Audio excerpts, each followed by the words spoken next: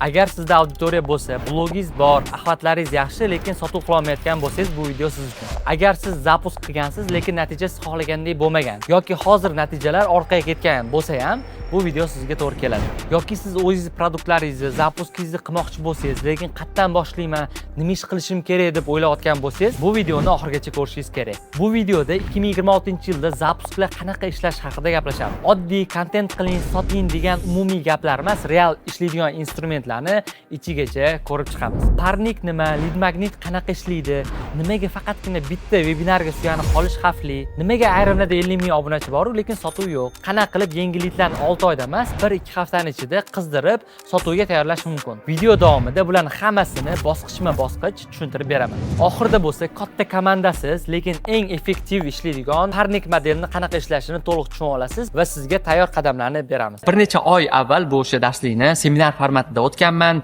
Taxminan 200 ga yaqin inson bu seminarda qatnashgan va 300 ming so'mdan to'lov qilib ushbu darsga kelishgan. Va sizlarga xuddi shu darsni yana ham kuchaytirgan holatda, yana ham ko'proq instrument qo'shgan holatda tekinga bera olmay, o'shaning uchun oxirigacha ko'ring. Bugungi darsda nimalarni ko'rib chiqamiz? Unda boshladik. 5 bosqichlik sotuv oynalari, ya'ni faqatgina webinar, faqatgina bitta instrument emas-da, biz 5 ta bosqichdagi sotuv oynalarini tuzib chiqamiz. Biz buni o'zimizning loyihalarimizni ishlatamiz va sizlarga ham tayyor taqdim qilaman. Va katta va kichik aktivlardan samarali foydalangan holatda daromadni oshirish, undan tashqari progress, ya'ni ko'pchilikda muammo bo'ladigan, mendan shaxsan kelib sizni progresslaringiz yoqadi, qanaqa progress yozasiz, qanaqa haligacha progressdan zo'r sotuv qilasiz degan instrumentdagi ba'zi fishkalarni sizlarga berib o'taman va shu orqali o'zingizlarning progressinglarni yana ham yaxshiroq qilishinglar mumkin bo'ladi. Meni kimligim bilmaydiganlar uchun men ozgina o'zim haqimda aytib beraman. Ismim Humoyun Sobirov. O'sha marketing sohasida taxminan 5 yildan beri, zapusklar bilan 3 yildan beri faoliyat olib boramiz. Sizlar bilgan o'sha Alisher Isayev, Barno Muqimov va Asror Iskandarov, Aziz Rahimov, Ma'rifat Jamal va ko'plab ekspertlar, ko'plab sohasini eng liderlari bilan ishlaganmiz. Eng liderlarni sotuvlarni amalga oshirganmiz va aksariyat ishlagan zapuskarimizda biz bozordagi rekordlarni o'rnatganmiz o'zini yo'nalishida. Sizlar ko'rib turgan ekspertlar bular haqiqiy sohasi mutaxassislari va biz 6000 tadan ortiq insonga ta'lim berganmiz. Rostdan ta'lim berganmiz. Biz shunchaki qanaqadir havo narsa sotmaganmiz, shunchaki qanaqadir havodan, osmondan olingan takliflar orqali boy bo'lish yoki qanaqadir sehrli tabletka bermaganmiz. Ularga rostakamiga biznes bo'yicha, marketing bo'yicha, shaxsiy rivojlanish, ingliz tili, SAT shunga o'xshagan fanlarda, shunga o'xshagan yo'nalishlarda aniq dasturlarni ishlab chiqib, insonlarning hayotini o'zgarishiga sababchi bo'lganmiz deb ayta olaman. Va undan tashqari 24 yoshimda aynan mana shu yo'nalishim zapusklar marketing orqali pensiyaga chiqqanman, ya'ni o'sha ma'lum bir kapital yig'ish orqali o'sha kapitaldan keladigan passivniy daromad meni hamma xarajatlarimni yopish holatiga kelganman. Xo'p, siz ko'rishingiz mumkin biz ishlagan ekspertlar, undan tashqari menda mentorlik dasturi bor, ya'ni zapusklar bilan shug'ullanadigan insonlar, zapusklar bilan o'sha kirmoqchi bo'lgan insonlar yoki faoliyat olib boradigan insonlar uchun dastur ishlab chiqqanman. Bu dasturda ham bozordagi liderlar o'qishadi, qurilish yo'nalishi bo'yicha 40-50 million dollarlik sotuvlarni qilgan insonlar, undan tashqari mediadagi liderlar, ya'ni 500 minglab auditoriyasi bor bo'lgan, masalan, mana Asror Iskandarov, Risolat Umidovna meni mentorlik dasturimda o'qib chiqishgan. Asror Iskandarov, Risolat Umidovna, Nosir, masalan, To'xtamurodov, Abdulboriy aka sotuv yo'nalishi bo'yicha liderlardan, Sarvar aka sotuv yo'nalishi bo'yicha liderlardan, Aslan, Akmal Abdullayev, masalan, Gulruh dietologiya bo'yicha bozordagi eng katta liderlardan, Umirbek O'tarovlar, Ulug'bek aka, Nodir Jalolov, Abduazim, masalan, juda ko'plab agar media sohasining ichida bo'lsangiz, bu insonlarni tanishingiz kerak bo'ladi va ular haligacha bozordagi eng liderlar hisoblanishadi. Xo'p, dars asosiy qismini boshlaymiz. Biz noyabr oyida umumiy hisobda 2,5 milliardli o'sha sotuvni amalga oshirdik mana va Asror akaning loyihalarida va har doim aktivlarni oshirish, ya'ni auditoriyani o'stirib kelyapmiz. Undan tashqari sotuv varonkalarini o'zgartirdik, ya'ni masalan hech qanaqa webinarsiz, hech qanaqa aytaylik seminar yoki master klasslarsiz ushbu sotuvlarni amalga oshirdik va bizga o'sha yangi modellarni o'zimiz uchun kashf qildik. Bu modellar orqali biz har oylik kassa, ya'ni har oylik bizga daromad manbalarini ishlab chiqdik. Trafikga tikilgan pul tezda o'zini oqlaydigan model ushadi, ya'ni $100 trafikka sarflaysiz, u bir haftadan keyin nechadir barobar bo'lib qaytishni boshlaydi. Undan tashqari samaradorlik, ya'ni har kuni progressiz yoki 5000 ta 10000 ta lidlarsiz kam lidlar bilan haftasiga 3-4 kun progress bilan samarali sotuvlarni amalga oshirishni boshladik va bizga yordam bergan eng katta instrumentlardan bittasi bu birinchisi Parnik yaratish. Ya'ni Parnik nima degani? Parnik yangi kirgan auditoriyani qizdirish orqali sotib olishgacha bo'lgan har bitta qadamlar hisoblanadi.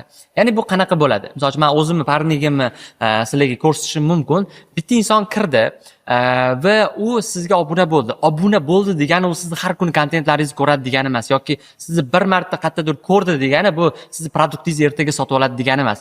Biza uni yangi kirgan auditoriyani o'sha parnikimizga olib kirib, har kuni, har bitta storiesdan keyin, har bitta o'sha kommunikatsiya orqali qizdirishni boshladik. Ya'ni oldin bizga obuna bo'lgan insonlar 6 oy, 1 yil ichida bizning produktimizni sotib olgan bo'lsa, hozirga kelib bu ko'rsatkich 1 oygacha tushdi. Ya'ni ba'zi insonlar bizga kiradi, 1 oy ichida parnikdan o'tadi, qiziydi va produktimizni sotib oladi. Ba'zilarida bu 1 hafta yoki 10 kunga tushdi. Men sizlarga 1000, 3000, 4000 dollarlik chekli produkt haqida gapiryapman. Meni o'zim parnigim qanaqa ko'rinishda sizlarga ko'rsatib beraman, yashirmasdan. Yangi auditoriya qo'shildi va bu inson menga obuna bo'ladi. Obuna bo'lgandan keyin botdan lead magnetni oladi. Ya'ni misol uchun xuddi shunaqa sizlar ko'rayotgandek lead magnetlar bor menda. Bu bir nechta bo'lgan va lead magnet olgandan keyin botdan push boradi. Ya'ni o'sha dars ko'rish bo'yicha lead magnet ko'rish bo'yicha SMSlar xabarlar kelishni boshlaydi va progress bo'ladi. Ya'ni sizlar ushbu o'sha botga obuna bo'lgansizlar katta ehtimol bilan va botdagi progresslarni ham kuzatsanglar bo'ladi va undan tashqari yopiq efirlar bo'ladi. Yangi kirgan auditoriyaga foydali materiallar orqali o'sha kanal va storieslarga o'tkaziladi. Ya'ni yangi kirgan odamga maksimalni har kuni men haqimda informatsiya, meni kontentlarim, meni qanaqadir efirlarim berish boshlaydi va u meni juda ham qisqa muddat ichida tanishi, qisqa muddat ichida men natijalarim, keyslarim, instrumentlarimdan olib foydalanishni boshlaydi va produkt sotib olish ehtimol tezroq bo'ladi. Undan tashqari keyslarni ko'rib chiqadi, kontentlar orqali o'sha syujet liniyalarni ko'rish boshlaydi, storieslar, kontentlar orqali va o'sha bizda realitylar bor, realitylarga obuna bo'lish mumkin va yopiq sotuvlarga yo'naltirilgan bo'ladi. Sizlarga qiyin tuyulishi mumkin. Mana bu normal, hozir qarab turib, voy bu narsani qanaqa qilaman, sal tushunmadim degan narsa bo'layotgan bo'lsa, bu normal va sizlarga osonroq variantini o'rgataman. Ya'ni parnikka osonroq variant. Buni siz qilishingiz katta ehtimol bilan qila olmasligingiz mumkin.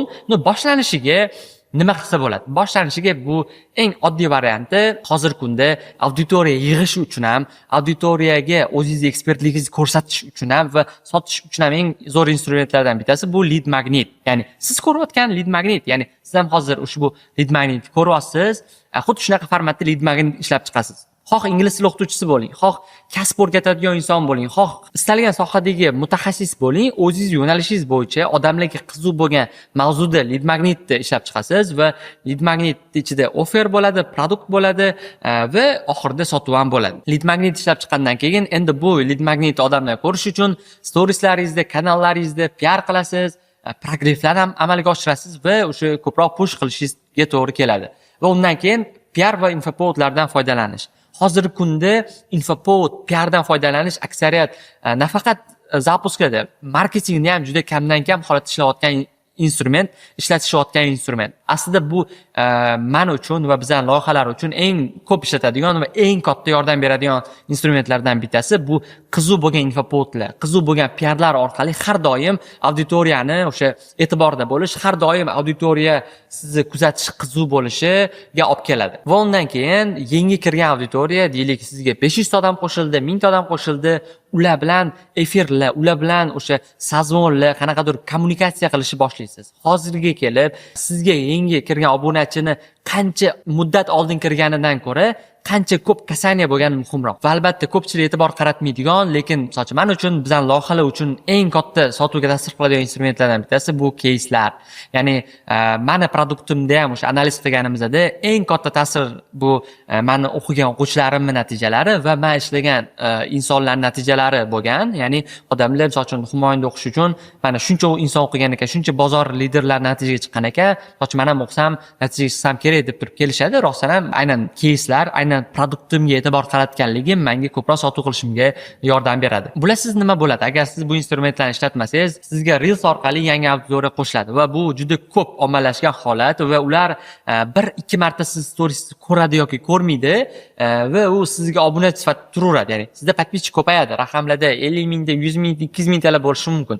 Lekin sizni kontentlaringizni ko'rmaydi, sizni kimligingizni bilmaydi, sizni nima ish qilishingizni bilmaydi. Shunchaki sizni o'sha podpischikingizni bitta qismi bo'ladi xolos va bu orqali siz sotuv qila olmaysiz. Bu orqali kerak bo'lsa sizga 2 yilda ham o'quvchingiz bo'la olmaydi. Bizni ishlatayotgan instrument orqali bo'lsa, u obuna bo'ldi. Obuna bo'lgandan keyin 1 hafta, 2 hafta, 3 haftadan keyin sizni produktingizni sota olish mumkin bo'ladi. Ikkinchi instrument aktivlarni ko'paytirish uchun hamma planshetkalarda bo'lish. Ya'ni birinchidan tuxumlarni hammasini bitta savatchada saqlamagin degan qoida bor. Bu bizga to'g'ri keladi zapusklarda. Ikkinchidan siz qancha ko'p kasaniya qilishingiz uchun hamma planshetkada bo'lganingiz yaxshi. Ya'ni men o'zim misolni oladigan bo'lsam, men Instagramda obunachilarim bor. Instagramda men stories yuritaman, kontent qo'yishim mumkin ba'zida.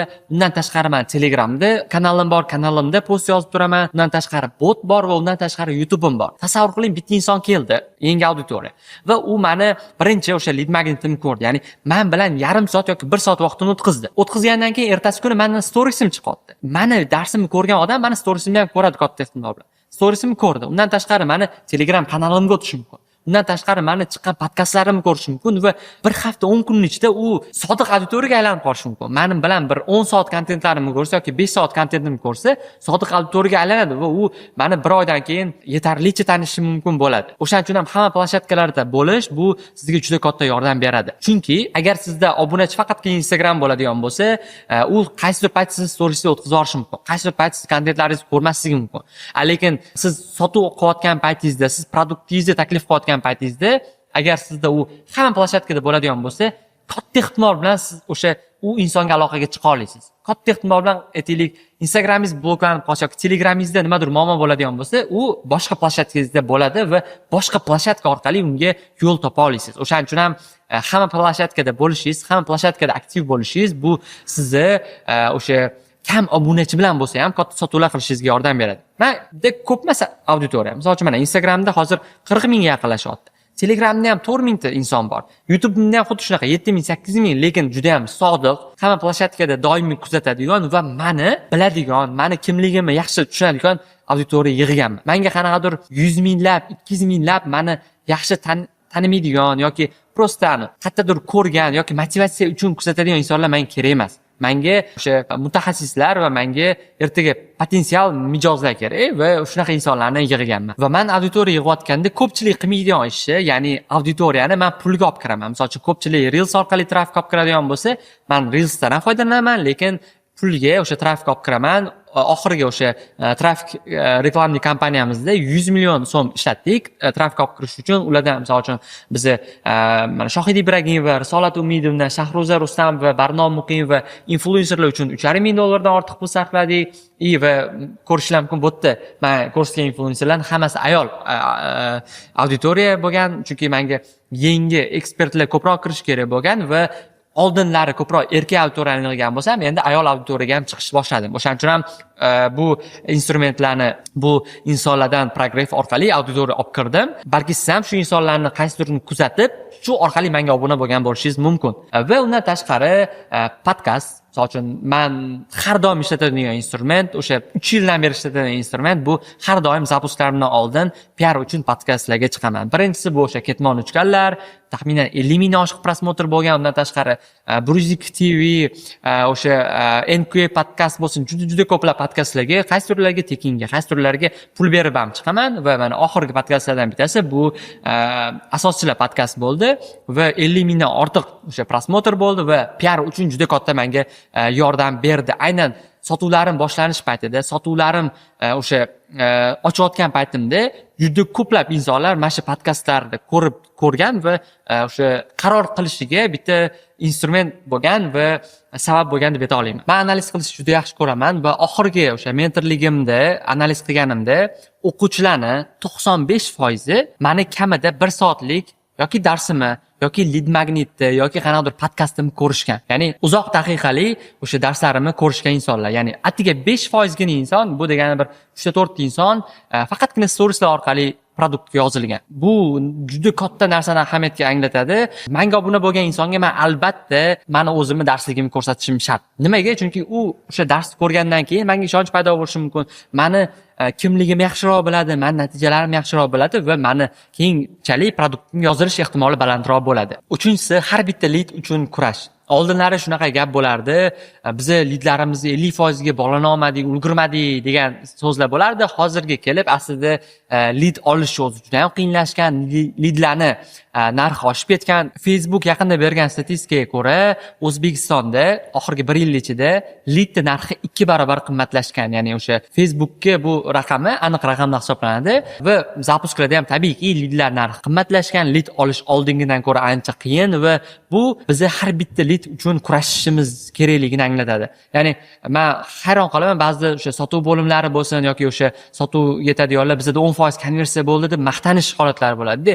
Aslida sizga 100 ta lid qoldirdi, 100 ta inson qiziqish bildirdi va hammasi potensial bo'lsa, hammasi aloqaga chiqsa va nima uchun ulardan 10 tasiga sotishingiz kerak? Nima uchun ulardan 50 tasiga emas, 40 tasiga emas? O'shaning uchun ham men o'zim uchun ham, komanda uchun ham har bitta lid bilan maksimalniy kurashish, maksimalniy har bitta potensial mijozga produktni taklif qilib, ularni kursga yozdirish bo'yicha ishlaymiz, konversiyalarni o'lchaymiz, instrumentlarni qo'shishni boshlaymiz. Shunda bizda 100 ta lid bo'ladimi, 5000 ta lid bo'ladimi, hammasiga maksimalniy aloqaga chiqib, maksimalniy konversiyani oshirishimiz kerak bo'ladi. Misol uchun bizning oxirgi 2 milliardlik sotuvimizda 300 ta lid bo'ldi xolos. Ya'ni biz atiga 300 ta lid bilan 2 milliardlik sotuvni amalga oshirdik. Bu kimdir uchun eshitilishi juda baland eshitilishi mumkin, lekin bu real.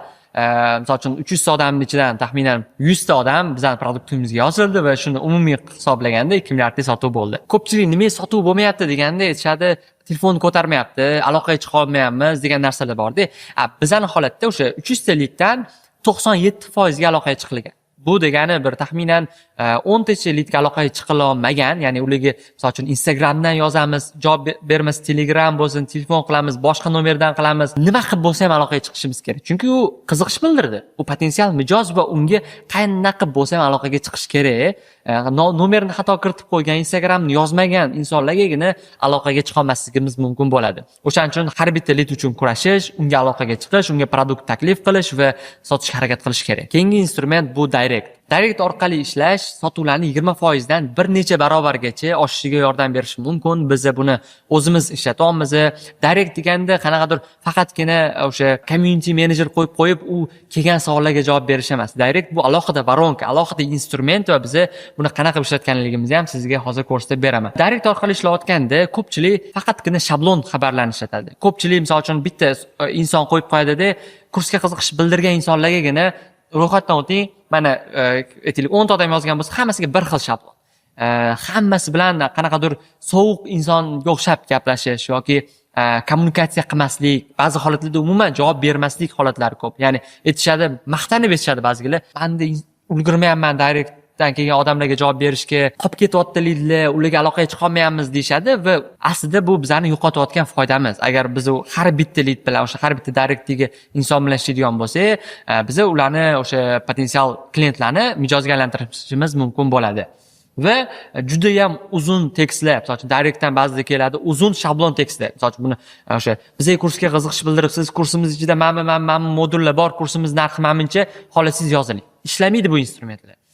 Yoki javob qaytarmasa qayta aloqaga chiqib spam qilib yuborish. Ya'ni bitta odamga aytasizda, qayta chiqaveradi aloqaga. Kursimizga yoziling, bu ham ishlamaydi. Keyingisi kommunikatsiyani yangitdan boshlash. Ya'ni misol uchun oldin kommunikatsiya qilayotgan odamga chiqib, yana sirasi, ismingiz nima? Nima ish bilan shug'ullanasiz? Bizning kursimiz sizga qiziqmi deb noto'g'ri strategiya bilan ishlash ham direktdan sizga ishlamaydi. Direktdan sizga foyda olib kelmasligi mumkin bo'ladi. Va ushbu texnologiyani qo'llasangiz sizda qanaqa natijalar bo'ladi? Ya'ni agar direktdan to'g'ri foydalansangiz, direktdan to'g'ri ishlatadigan bo'lsangiz, sizga qanaqa foyda bo'ladi? Bu efirlaringizga ko'proq odamlar kiradi. Ko'proq lid olasiz. Biz, misol uchun, direkt o'zidan 20-30% lidlarimizni direktdan olamiz, kommunikatsiya orqali olamiz. Lid magnitlaringizni ko'proq odamlar ko'radi. Auditoriya bilan kontakt ko'payadi. Stories axlatlaringiz oshadi. Ya'ni direkt orqali ishlash hamma instrumentlarni, hamma o'sha baronkalaringizni yaxshiroq ishlashiga katta yordam beradi.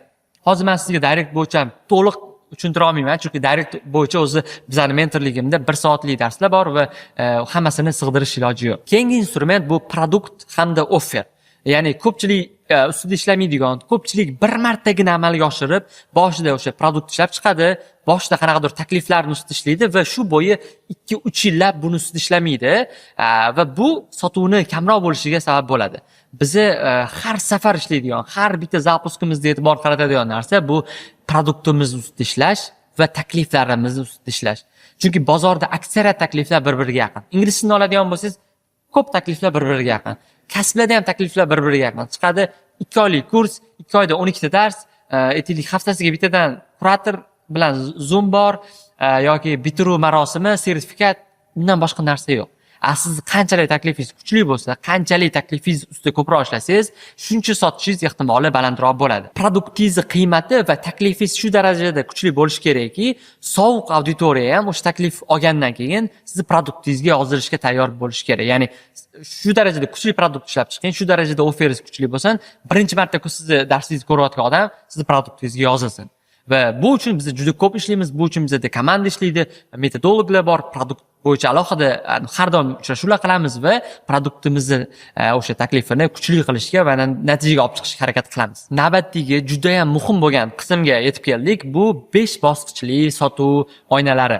Ya'ni o'sha biz o'zimiz ishlatgan, bizga juda katta yordam bergan 5 etapli sotuv oynalarini ko'rib chiqamiz va bu bizani qanaqadir faqatgina vebinarga suyanib qolmasligimizga, faqatgina bitta instrumentga suyanib qolmasdan, xotirjam hamma instrumentlarni ishlatib, shoshmasdan, risklarni kamaytirib, o'sha o'zimiz xohlagan maqsaddagi sotuvni amalga oshirishimizga yordam berdi.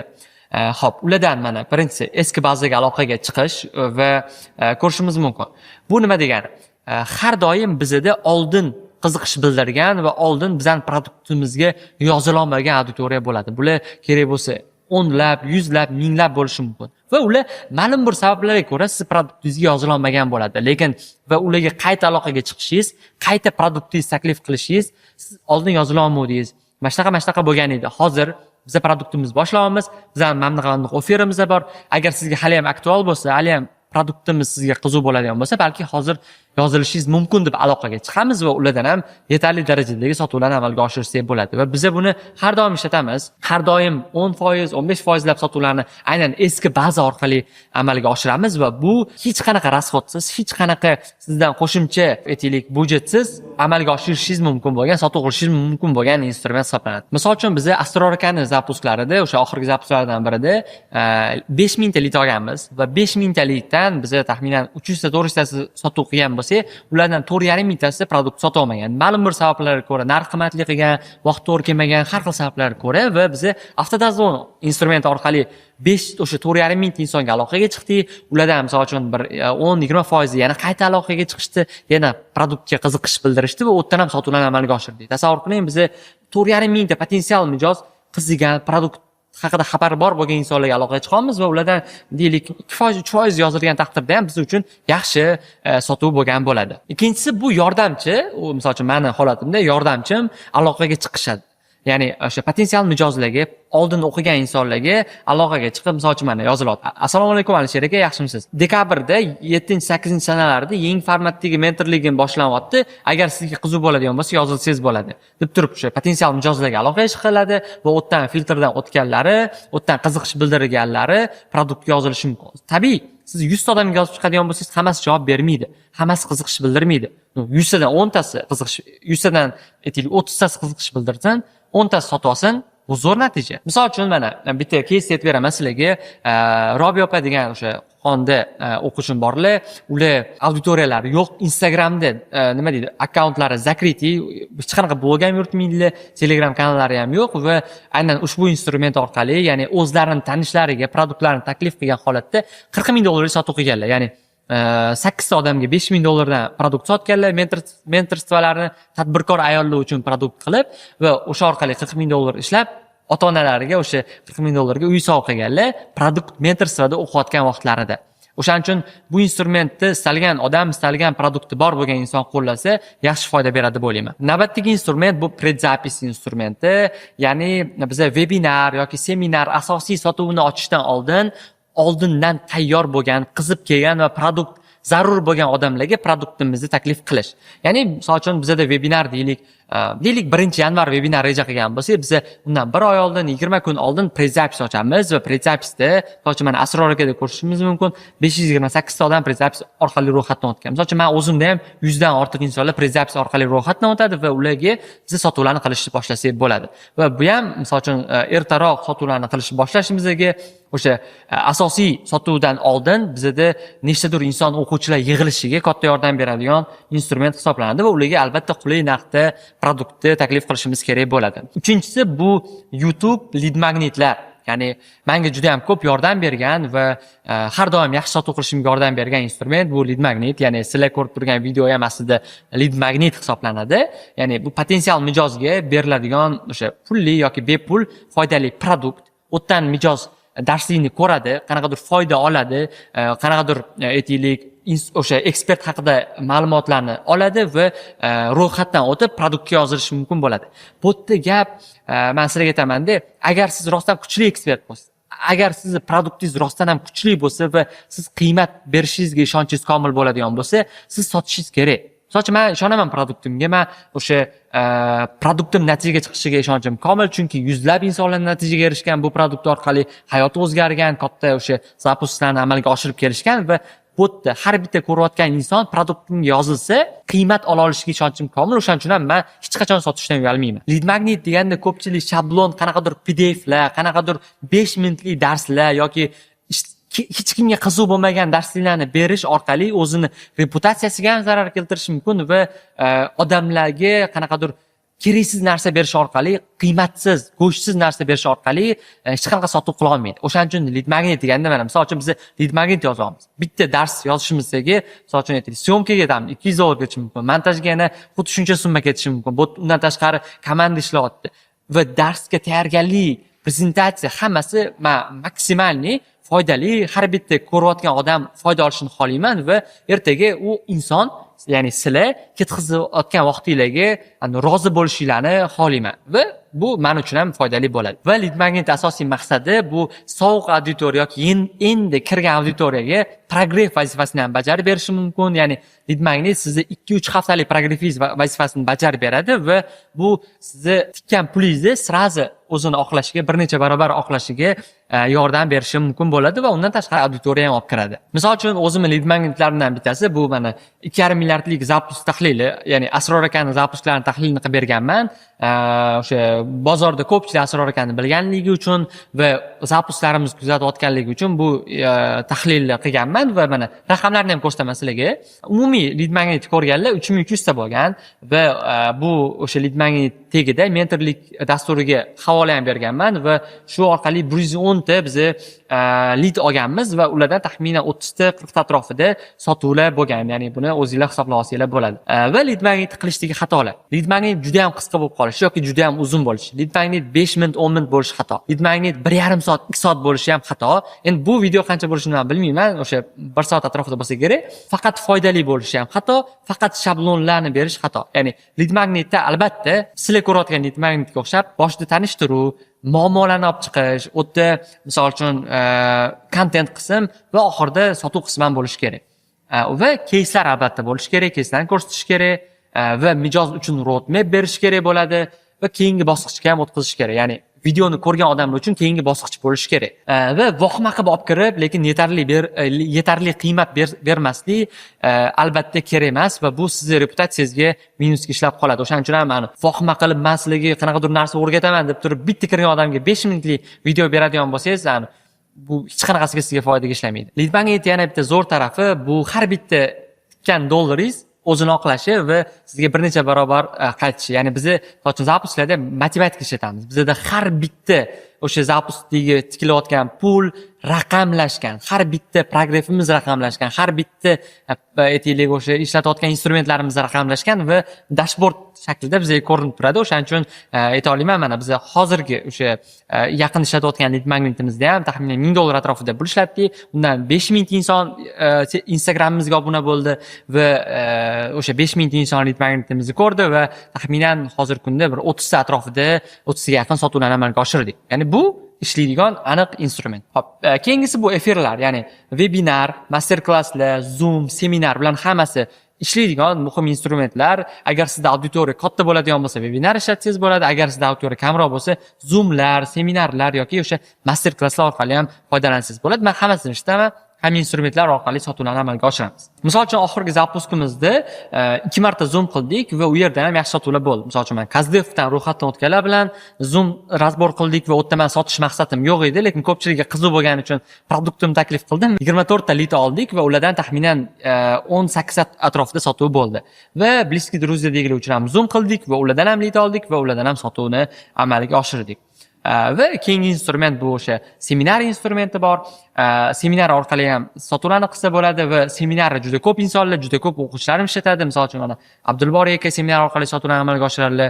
O'quvchilarimdan Sarvar aka, Zaynidinov ham seminar orqali sotuvlarni qiladilar va juda ko'p bozorda yaxshi instrument hisoblanadi. 5-inchisi bu blog orqali sotuvni ochish, ya'ni rasman oxirida o'sha odam qiziqqan auditoriya uchun to'liq sotuvni ochish. Bu storiesda bo'lsin, bu reelsda bo'lsin yoki Telegram kanalida men produkt ishlab chiqdim, produktim mamnuqi, aytaylik nimaga yordam berish haqida, kimlar uchun to'g'ri kelishi haqida ochiq oydin hamma joyda ochiq sotish. Bu ham kerak, chunki produktingizga qiziqish bildirib yurgan odamlar bor va ular siz zoomingizga kirmagan bo'lishi mumkin. U sizni seminaringizga kela olmagan bo'lishi mumkin va ochiqdan ochiq taklif bildiradigan bo'lsangiz, o'tdan yozilish ehtimoli bor bo'ladi. Keyingisi bu progress. Men o'ylayman bu yerda ko'rayotgan insonlar progress nimaligini biladi va progress bo'yicha muammolari bo'lsa kerak. Progressda o'sha bir nechta muhim bo'lgan pointlarni va muhim bo'lgan instrumentlarni aytaman. Hozirgi kunda axvatlarni juda aksariyat mutaxassislarda, aksariyat odamlarda axvatlar juda ham past. Tushib ketgan axvatlar. Auditoriya bilan kommunikatsiya juda ham past va stories progress orqali sotuv qilish olmayapti. Bunga eng katta sabablardan bittasi bu biri syujetli liniya, ya'ni blogda syujet yo'qligi.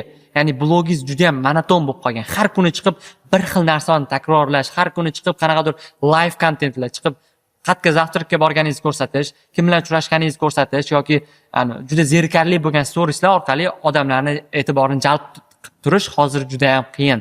Chunki sizning raqobatchilaringiz ko'p. Chunki sizning raqobatchilaringiz blogerlar, vaynerlar, influenserlar.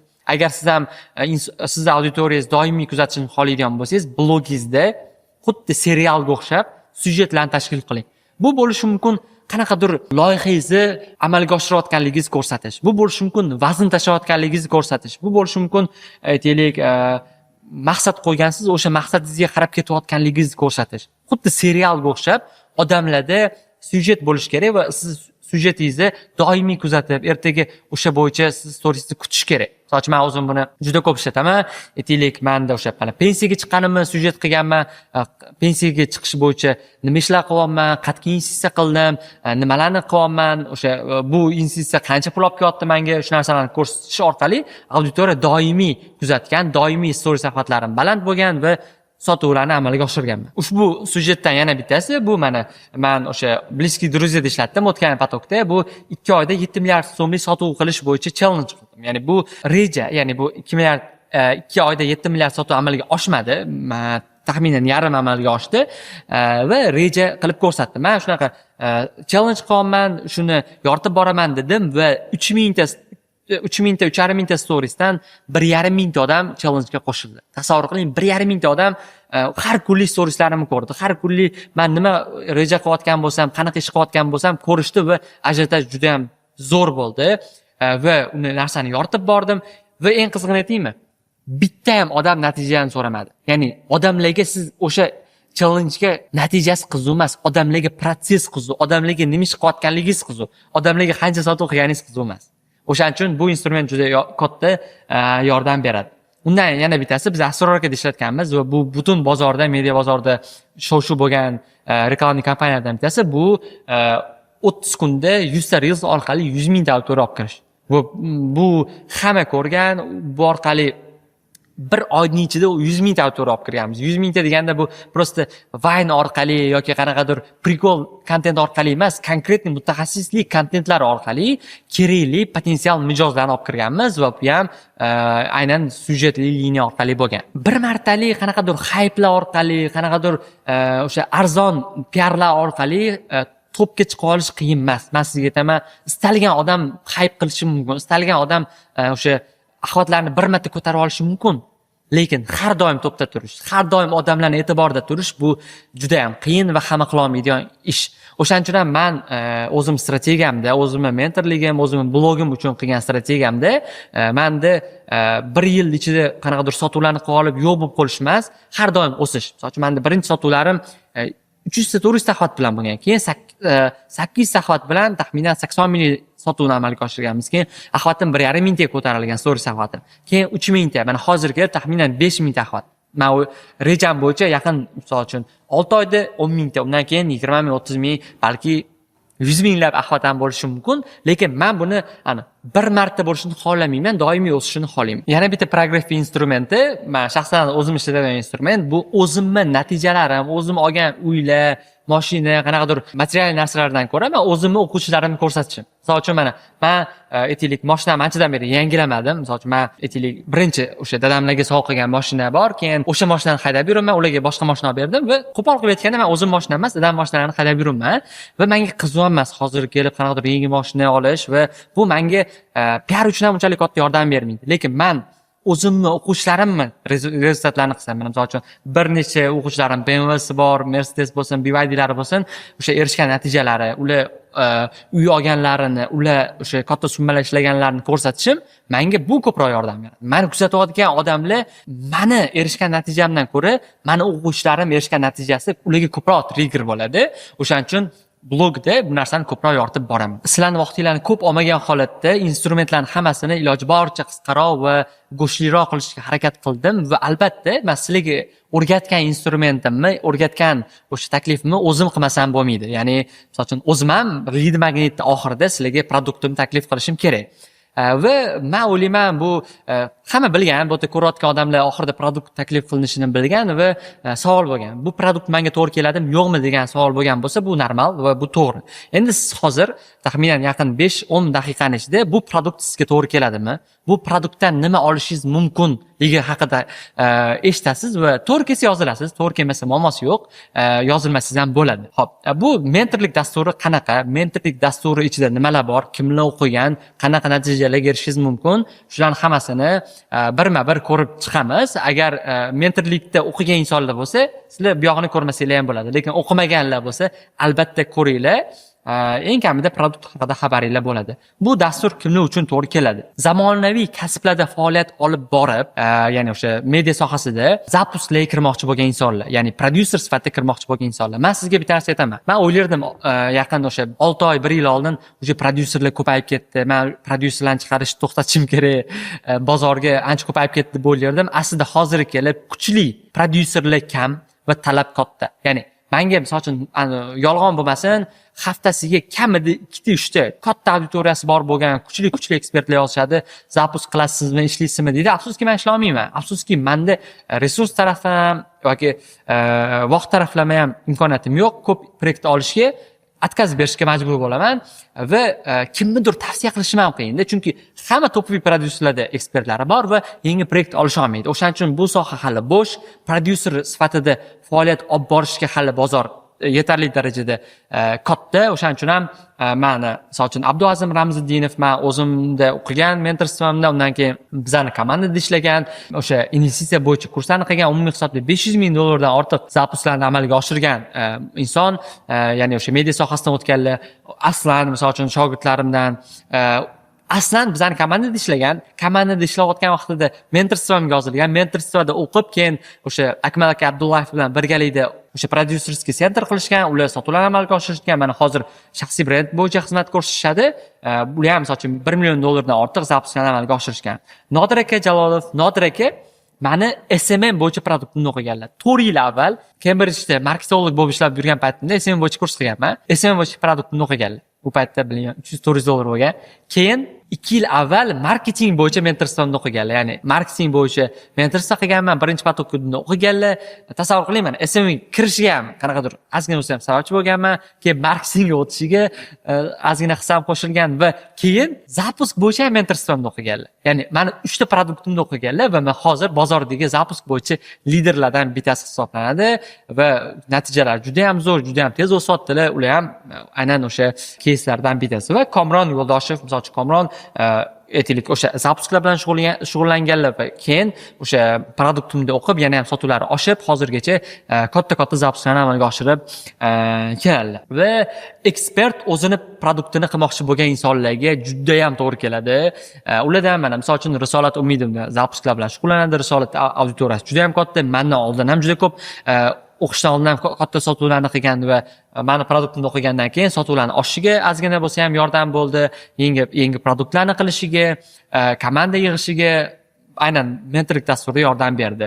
Va Sarvar aka Zayniddinov ular ham masalan oldin sotuvlarni qilganlar va mentorstvodan keyin sotuvlari o'sha bir necha barobarga, necha %ga oshishiga yordam berdi deb o'ylayman, chunki o'zlari shu narsani aytishdi. Undan tashqari mana Umrbek O'tarov bular tushunishlik uchun zapusklarda mendan 2 barobar tajribaliroq. Ya'ni mendan ko'ra taxminan 3-4 yil avval zapusk sohasiga kirganlar. Rossiyadagi insonlarda o'qib, Rossiyadagi mutaxassislarda o'qib, zapusklarni ancha oldin boshlaganlar va keldilarda seminarimda qatnashib, "Humoyun, men seminariga shunchaki keldim. Men o'z zapusklar bilan shug'ullanaman, lekin mana shu seminarda o'tirib tushundim, men sizdan o'rgangan narsalarim ko'p ekan" deb mentorstvoga yozildilar. Va yozilganlardan keyin rostakamiga juda minnatdor bo'ldilar, sotuvlarni ko'paytirdilar, ham o'zlarining sotuvlarini, ham ekspertlar bilan sotuvlarni amalga oshiradilar va bular ham bozordagi rusiy zabon o'sha ekspertlar bilan ishlab katta sotuvlarni amalga oshirib keladilar.